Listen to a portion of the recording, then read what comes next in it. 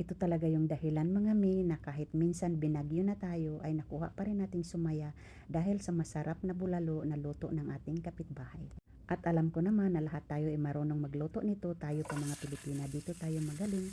Pero syempre gusto ko pa rin i-share sa inyo kung paano ko lutuin ang aking pangmalakasang bulalo. So ganyan pala ako magluto mga mi, brina-brown ko muna yung karne. Tapos pagkatapos noon, papakuluan ko siya ng 45 to 1 hour. Pagkatapos noon mga mi, tatanggalin ko yung karne at isasala ko yung tubig niya. At gagamitin natin yan mamaya, ganito.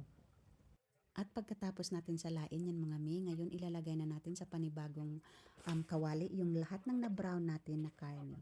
At dito na natin ilalagay lahat ng ating mga ingredients. So mayroon akong onion, whole peppercorn, patis. Nasa inyo na kung dagdagan nyo pero yung akin is 2 spoon lang. At syempre yung powder beef.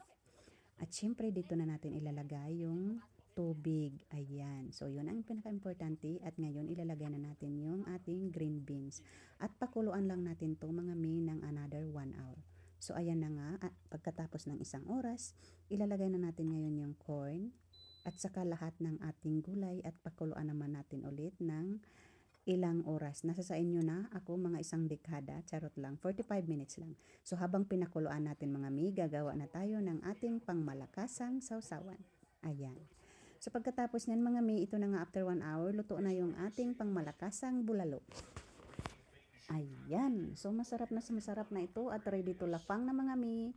So thanks for watching. Sana nagustuhan nyo. See you for my next video.